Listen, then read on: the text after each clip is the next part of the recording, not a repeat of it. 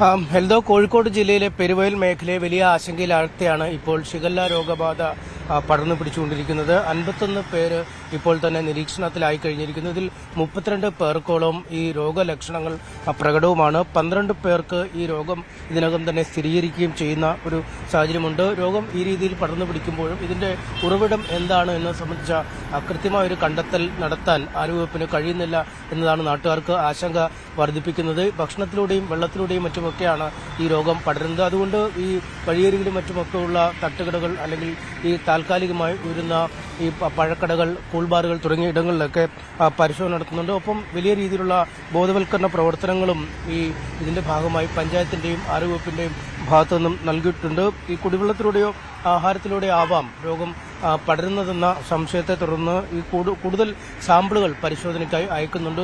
ഷിഗല്ലയുടെ സാന്നിധ്യമുണ്ടോ എന്ന് കണ്ടെത്തുന്നതിനായി. ഒപ്പം കിണറുകളിൽ സൂപ്പർ ക്ലോറിനേഷൻ പോലുള്ള നടപടിക്രമങ്ങൾ നടത്തി വരികയും ചെയ്യുന്നുണ്ട്. ഒപ്പം തിളപ്പിച്ചാറിയ വെള്ളം മാത്രമേ കുടിക്കാവൂ എന്ന നിർദ്ദേശം പഞ്ചായത്തിന്റെയും ആരോഗ്യവകുപ്പിന്റെയും ഭാഗത്തു നിന്നും നാട്ടുകാർക്ക് നൽകുന്നുണ്ട്. ഒപ്പം കുടുംബശ്രീ വഴിയും ആശാ വർക്കർമാർ വഴിയും ഒക്കെ കൃത്യമായ ബോധവൽക്കരണ കാര്യങ്ങൾ നടത്തുന്നുണ്ട്. എന്തായാലും കഴിഞ്ഞ ഞായറാഴ്ചയാണ് ഷിഗല്ല രോഗബാധയെ തുടർന്ന് 3.5 വയസ്സുകാരിയായ ഒരു പെൺകുട്ടി മരിച്ചത്. കുറ്റിക്കാട്ടൂർ ആനക്കുഴിക്കരയിലായിരുന്നു സംഭവം നടന്നത്.